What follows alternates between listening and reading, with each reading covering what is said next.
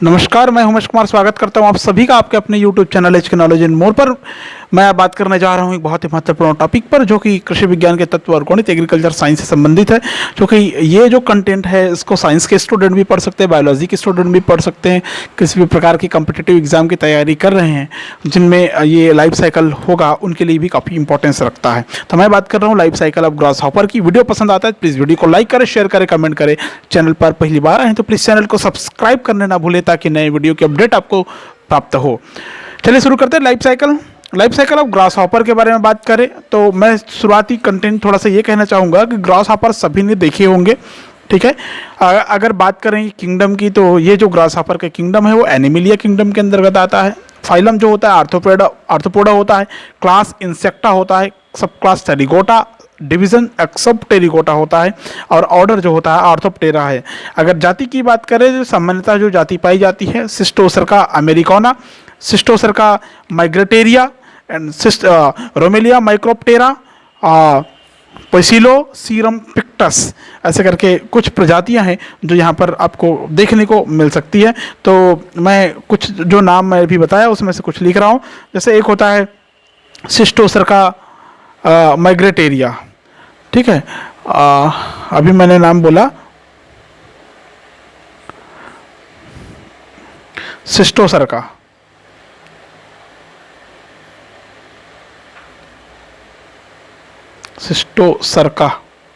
माइग्रेटेरिया,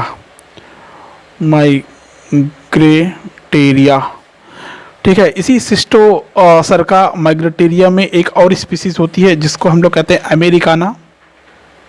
Americana, ठीक है। Clear है। सिस्टोसर्का में ही एक तीसरी प्रजाति और है जिसका नाम आता है, उसको बोलते हैं हम लोग ग्रिगेरिया।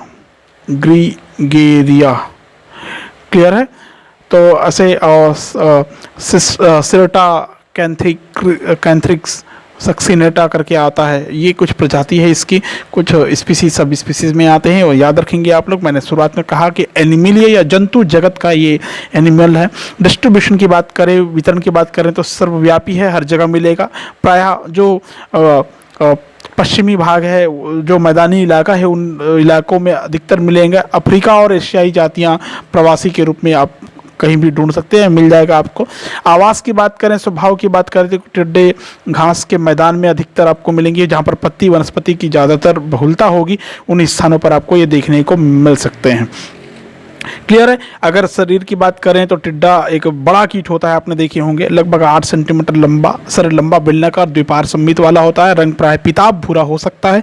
शरीर पर कभी कभी धब्बे और चिन्ह भी दिखाई दे सकते हैं। विखंडन रहता है, सेगमेंटेड दिखाई देगा। एक्सोस्केलेटन जो कि काइटिन की बनी हुई दिखाई देगी। हेड जो होगा वो 6 खंडों का बटा होगा। उसमें जो एक्सटर्नल स्केलेटन दिखाई देगा वो इपिक्रेनियम कहलाएगा, आपको पता होना चाहिए, ठीक है। इसलिए मैं थोड़ा सा वर्णन कर देता हूँ। हेड अलग ही दिखाई देगा आपको, ठीक है। उसके बाद में आपको दिखाएगा पीछे का भाग, थोरैक्स या वक्ष दिखाई देगा। लास्ट में आपको एब्डोमेन या उदर सेक्शन दिखाई देगा आपको, ठीक है। तो आइए मैं कंप्लीट इसके बारे में बात कर रहा हूँ। Life cycle of grass hopper के बारे में, क्या इसका जीवन चक्र बनता है, ये कार्य कैसे करता है। तो life cycle of grass hopper के लिए आपको ये कुछ बिंदु याद रखना पड़ेगा। लाइफ साइकिल के लिए सबसे पहली प्रक्रिया जो इसमें होती है, और वो प्रक्रिया होती है जिसको हम लोग बोलते हैं कपलिंग, ठीक है, कॉपुलेशन बोलते हैं हम लोग। ये जो कॉपुलेशन है इसको हिंदी में हम लोग मैथुन कहते हैं, मैटिंग भी प्रोसेस भी इसको कहते हैं, याद रखेंगे आप लोग, ठीक है। मतलब क्या बोलते हैं इसको, कॉपुलेशन या अभी मैंने कहा मैथुन प्रक्रिया। तो जो टिड्डा ग्रास हॉपर का लाइफ साइकिल होता है, जीवन काल होता है, वो समर सीजन में स्टार्ट हो जाती है। समर सीजन में स्टार्ट हो जाती है, आपको पता होना चाहिए।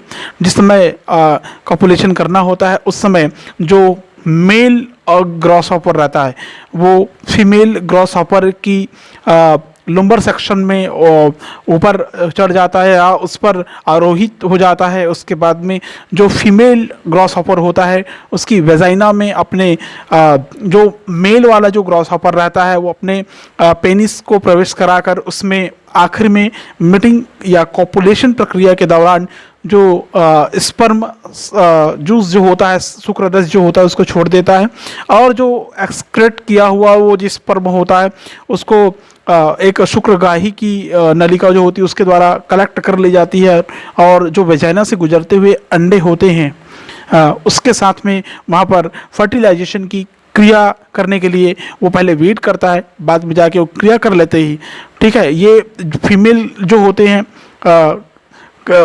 अंडे देना प्रारंभ करने से पूर्व कई बार मैथुन की प्रक्रिया संपन्न कर लेती है। ये आपको पता होना चाहिए, बहुत सिंपल सा प्रोसेस होता है ये, ठीक है। ये आप सभी लोग समझते हैं और जानते हैं।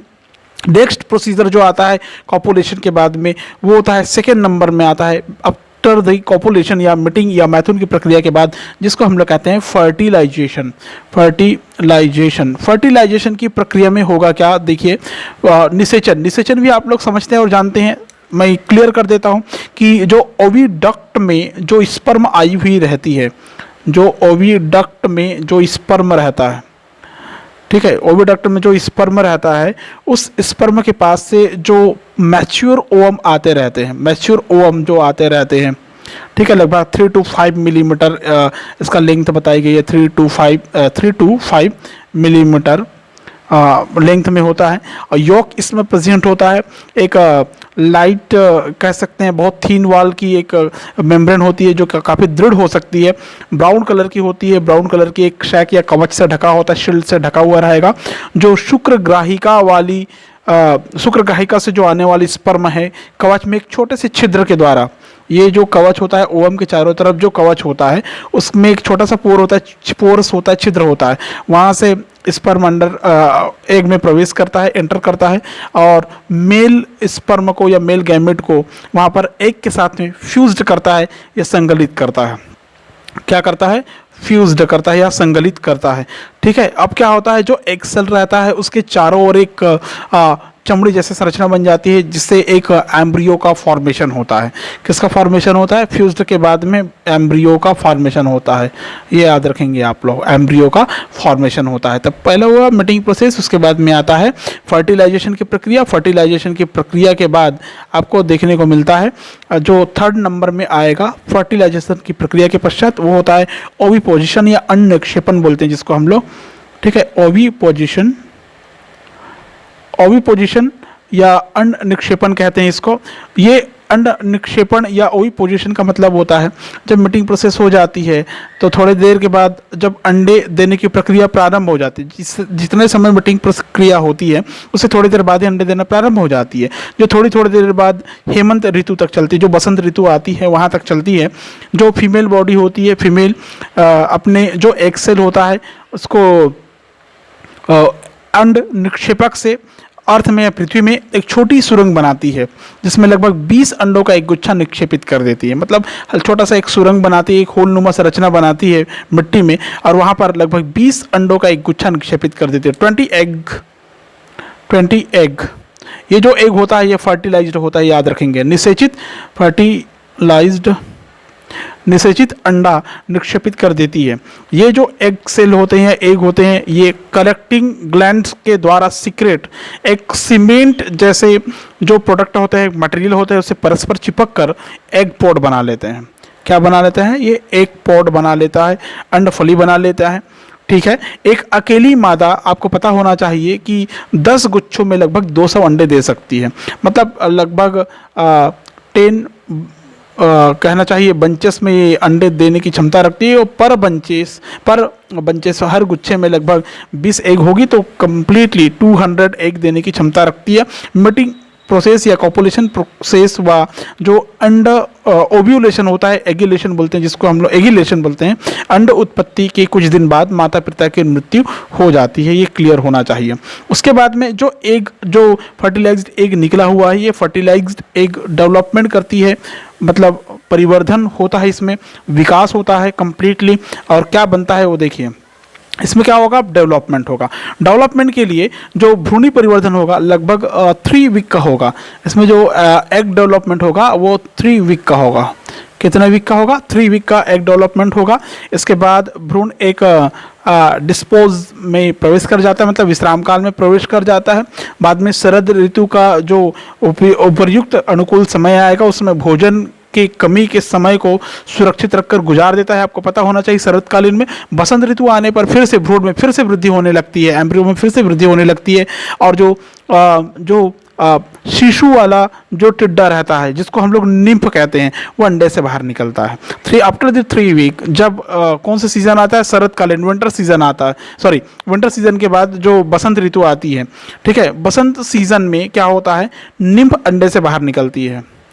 क्या निकलती है बाहर, निम्फ अंडे से बाहर निकलती है, जिसको हम लोग लार्वा या अर्भक कहते हैं। ये जो निम्फ संरचना में लगभग वयस्क के समान ही होता है। ये जो निम्फ रहता है लाइक एज एडल्ट, अपने वयस्क जीव के समान ही आपको दिखाई देगा, लेकिन परिमाण में छोटा होगा। ये क्लियर होना चाहिए। जो निम्फ रहते हैं उसमें फीन मतलब पंख, विंग्स कहते हैं जिसको आप, रिप्रोडक्टिव ऑर्गन उसका अभाव होता है शुरुआत में। बाद में उसका सिर अपेक्षाकृत बड़ा हो जाता है। पौधों और भोजन, पौधों के पत्तियों को कुतरता हुआ ये उपभोग करता हुआ तेजी से ग्रो करता है, वृद्धि करता है, और शरीर की वृद्धि के समय इसमें 5 मोल्टिंग होता है। जब ये डेवलपमेंट करते रहता है उस दौरान 5 मोल्टिंग प्रक्रिया से गुजरते हैं। कितनी मोल्टिंग प्रक्रिया से, 5 मोल्टिंग प्रक्रिया से गुजरते हैं। 5 बार निर्मोचन होता है, मतलब उसके शरीर की जो बाहरी संरचना है उसमें लगातार बदलाव होते हैं 5 बार। मतलब उसका जो स्किन का कलर है, संरचना है, वो बदलते जाएगा। इससे क्या होगा, जो आउटर एक्सटर्नल जो विंग्स होते हैं, फिन्स होते हैं, पंख होते हैं, वो गद्दियों से धीरे धीरे पंखों का विकास होते जाता है। शिशु जो रहता है टिड्डा, एक पूर्ण जो शिशु रहता है वो बाद में पूर्ण विकसित एडल्ट में कन्वर्ट हो जाता है। इस प्रकार के जो परिवर्तन होता है उसको ग्रेजुअल मेटामॉर्फोसिस कहते हैं। मतलब धीरे धीरे करके जो रूप का कायांतरण होता है, रूप का बदलाव होता है, रूप में बदलाव होता है, उसको क्या बोलेंगे, ग्रेजुअल मेटामॉर्फोसिस या क्रमिक कायांतरण कहते हैं। ठीक है, आफ्टर द ग्रेजुअल मेटामॉर्फोसिस,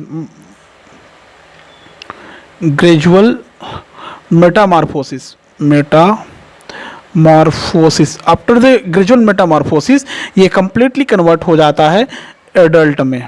किसमें, एडल्ट में कन्वर्ट हो जाता है।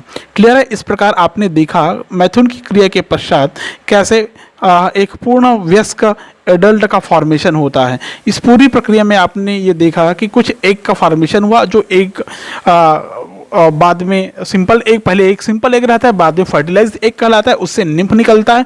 निम्फ जो कि एडल्ट के समान होता है, 5 बार मोल्टिंग प्रक्रिया को पार करते हुए धीरे धीरे करके जो क्रमिक परिवर्तन होता है उसके बाद वो एडल्ट में कन्वर्ट हो जाता है। क्लियर है। अब लाइफ साइकिल यहाँ पर खत्म हो जाए, एडल्ट में कन्वर्ट हुआ, और फिर से यही प्रक्रिया फिर से चलती है। एडल्ट बना, एडल्ट के बाद फिर से ये कॉपुलेशन, मैथुन की प्रक्रिया, ये ऐसा चलता रहती है लगातार, और फलस्वरूप अपनी जो जाति है उसको, अपनी संतति है उसको बनाए कर ये रखती है। ठीक है। अब बात करते हैं economical importance of grass hopper. अब बोलेंगे ग्रास हॉपर जो होता है, टिड्डी जो होता है, वो तो हानिकारक है। तो देखिए क्या हानि है और क्या नुकसान है। इकोनॉमिक इंपॉर्टेंस, क्या इकोनॉमिकल इंपॉर्टेंस है, इसको ध्यान में रखेंगे आप लोग, अच्छे से देखेंगे। ठीक है। ये कंप्लीटली हानिकारक कीट की भांति ये काम करेगा, फसल नाशक जीवों की भांति काम करता है। ठीक है। एज क्रॉप पेस्ट बोल सकते हैं हम लोग। ठीक है, एज क्रॉप पेस्ट। ठीक है, फसल नाशक कीट की भांति काम करता है। टिड्डे के जो लार्वा होते हैं, एडल्ट होते हैं, दोनों अनेक प्रकार के पौधों के रसीले भागों को चूस कर उसको नष्ट करने में बहुत बड़ी भूमिका निभाते हैं। जो माइग्रेटरी टिड्डा होता है, लोकस्टा माइग्रेटोरिया, ठीक है, कितनी बार जो अकाल उत्पन्न हुआ है ये लोकस्टा माइग्रेटोरिया की वजह से हुआ है, याद रखेंगे। लोकस्टा माइग्रेटोरिया की वजह से कई बार अकाल उत्पन्न हुई है, ये ध्यान रखेंगे। भोजन की कमी के समय जो ग्रास हॉपर रहता है वो सूती कपड़े जो होते हैं, ऊनी वस्त्र होते हैं, लकड़ी होते हैं, यहाँ तक कि अपने अपंग साथियों को भी खा जाती है। देखो कितना खतरनाक है टिड्डा। मतलब अगर टिड्डा का प्रकोप ज़्यादा हो गया तो कोई नहीं बच पाएगा, ये समझ लीजिए। ठीक है, क्रॉप पेस्ट तो है ही, साथ में सारे पदार्थों के लिए पेस्ट ही है, हानिकारक है, ये जान लीजिए। ठीक है, क्लियर है, समझ में आया। घास को खाकर टिड्डी क्या करते हैं, पूरे उद्यान को, पूरे चारगाह को हानि पहुंचाते हैं। आपको पता है हर साल फसल में करोड़ों की जो क्षति होती है ये टिड्डों की वजह से होती है, आपने देखे होंगे। ठीक है, इस साल टिड्डे का प्रकोप आपको शुरुआत में देखने को मिला था जिसमें फसल ग्रो कर रही थी। ठीक है, दूसरा एज फूड, भोजन की भांति कैसे काम करेगा आपको ये देखो मैं क्लियर कर देता हूँ। एज फूड कहने का मतलब होता है भोजन की भांति। टिड्डे के जो अंडे होते हैं, टिड्डे के जो अंडे होते हैं, एग होते हैं ना, वो और एडल्ट जो जीव होते हैं, लार्वा, अनेक प्रकार के दूसरे परभक्षी कीट के लिए, मकड़ी के लिए, फ्रॉग के लिए, एवीज पक्षी के लिए, रेप्टाइल्स के लिए और मैमल्स के लिए भोजन के रूप में लिए जाते हैं। ठीक है ना, किनके के लिए? लगभग मैक्सिमम एनिमल्स के लिए भोजन मटेरियल के समान ये काम करता है। इसके अंडे, इसके लार्वा, इसके एडल्ट। ठीक है, टिड्डी जो जीवित अवस्था है, मृत अवस्था में अच्छे मछली प्रलोभक की भांति प्रयोग की जाती है। ठीक है, अगर मछली मारने वाले देखे होंगे आप लोग, बैट्स देखे होंगे आप लोग। ठीक है, इसके अलावा आप जो बैट्स देखे होंगे, बैट मछली मारने वाले, मछली प्रलोभक, उस भांति ये काम करता है। ठीक है, फिश प्रलोभक बोलते हैं जिसको, मछली प्रलोभक बोलते हैं। मछली पकड़ने वाले इसका इस्तेमाल कर सकते हैं।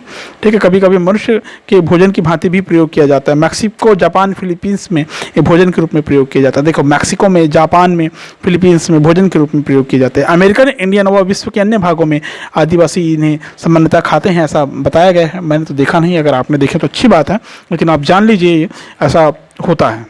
मैंने पढ़ा है और देखा, टीवी, नेट, डिस्कवरी वगैरह में भी देखा है।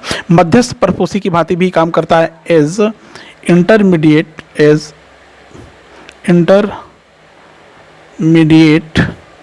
होस्ट की भांति काम करता है। एज इंटरमीडिएट होस्ट की भांति काम करता है। कुछ विशेष प्रकार के जो राउंड वर्म होते हैं वो फसल टिड्डों पर परजीवी के रूप में आक्रमण कर उन्हें अपना मध्यस्थ परपोषी बनाते हैं। जब इन टिड्डों को कुछ पक्षियों द्वारा खाया जाता है तो ये परजीवी अपने कशेरुकी पक्षी परजीवों में पहुंच जाते हैं।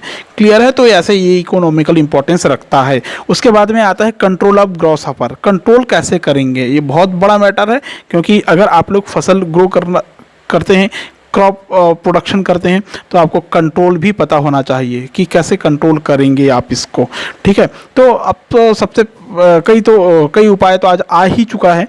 कई रासायनिक रूप से जो कीटनाशी होते हैं उसका उपयोग करते हैं। भोजन में आर्सेनिक या अन्य कीट विष देकर मारना टिड्डों के नियंत्रण की प्राचीन विधि है। आर्सेनिक,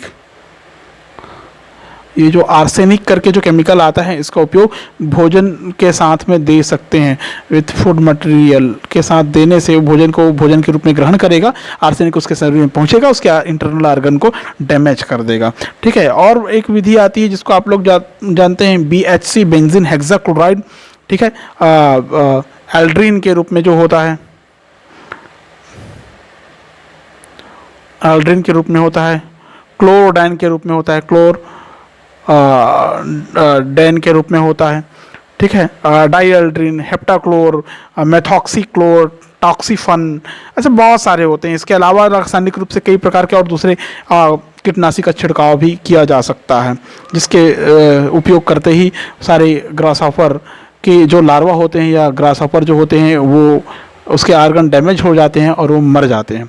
ठीक है, और इसमें कुछ आता है जैसे कई जो विड्स होते हैं, खरपतवार के जो ठूंठ बचे हुए रहते हैं, खरपतवार विड्स के जो ठूंठ बच जाते हैं ना खेत में, उसको जुताई करने से टिड्डी के जो अंडे होते हैं, लार्वा होते हैं, वो ऊपर आ जाते हैं। ऊपर आने से क्या होता है, जो प्रेडेटर बर्ड्स हैं, जो प्रेडेटर्स है, शिकारी लोग हैं, उसके द्वारा खा लिए जाते हैं, उसका भक्षण कर लिए जाते हैं। ठीक है, इससे भी कंट्रोल, मतलब खेत की जुताई करने से। ठीक है, कुछ पैरासाइट जो एनिमल होते हैं, parasitic animal like as insect, कीटों की कुछ प्रजातियां जो पैरासाइट के रूप में होते हैं, टिड्डों के अंडों को, लार्वा को, एडल्ट को भोजन के रूप में ग्रहण करते हैं। ठीक है, नेक्स्ट इसमें आता है कई फंगस और जो जीवाणुजनित रोग होता है, फंगस एंड जो बैक्टीरियल डिसीज होता है, बैक्टीरियल डिजीज। ठीक है, ये रोग से भी, इन रोगों से भी टिड्डों की भारी संख्या डैमेज हो जाती है, अपने आप मर जाती है। समझ में आ गया? तो ये था कंप्लीट कंट्रोल कैसे करेंगे आप ग्रॉसहॉपर का, वो था। ठीक है, लोकस्ट माइग्रेशन के बारे में थोड़ा सा बताना चाहूँगा। टिड्डी जो होता है प्रमुख फसल नाशक जीव है, पूरे विश्व में कटिबंधीय प्रदेश में पाई जाती है। मुख्य प्रजनन स्थल की बात करें तो जो अफ्रीका है, अफ्रीका महाद्वीप के उत्तर मरुस्थल भाग में स्थित होती है। प्रवासी टिड्डी लोकस्टा माइग्रेटेरिया एकल प्रावस्था और युति प्रावस्था दोनों में पाई जाती है। आपको पता होना चाहिए एकल प्रावस्था का मतलब किसी बड़े टिड्डे की भांति कम हानिकारक है, जबकि जो युति प्रावस्था है एक झुंड में पाई जाने वाली है और हरी वनस्पतियों के लिए अत्यंत ही घातक है। लोकस्ट इन्वेशन के नाम से आपने पेपर वगैरह में देखे होंगे, पढ़े होंगे, जो मतलब यूथी जो टिड्डी है उसका विशाल दल भोजन की खोज में दूर दूर तक प्रवास करने लगते हैं, मतलब टिड्डी दल का आक्रमण के रूप में जानते हैं। टिड्डी बिना रुके 17 घंटे तक लगातार उड़ सकती है, 1 से 5,000 किलोमीटर की दूरी तक प्रवास कर जाती है और प्रत्येक मादा टिड्डी एक बार में 8 देखे ना लगभग 2 अंडे देती है और 15 दिन बाद बच्चे निकल आते हैं। सबसे अच्छी बात तो ठीक है, जिन्हें फूदक कहते हैं, हॉपर्स कहते हैं। ठीक है, याद रखेंगे इसका पूरा कंप्लीट लाइफ साइकिल की बात कर रहे हैं तो 15 दिन में बच्चे इसके अंडे से बाहर निकल आते हैं, जो कि लार्वा के रूप में होते हैं, बाद में एडल्ट हो जाते हैं। क्लियर है? ये वीडियो अगर पसंद आए तो प्लीज़ वीडियो को लाइक करें, शेयर करें, कमेंट करें। चैनल पर पहली बार आए तो प्लीज़ चैनल को सब्सक्राइब करें ताकि आपको अगली वीडियो की जानकारी या अपडेट आपको तुरंत मिले। इस वीडियो में इतना ही, नेक्स्ट वीडियो फिर से लेके आएंगे। Thank you so much.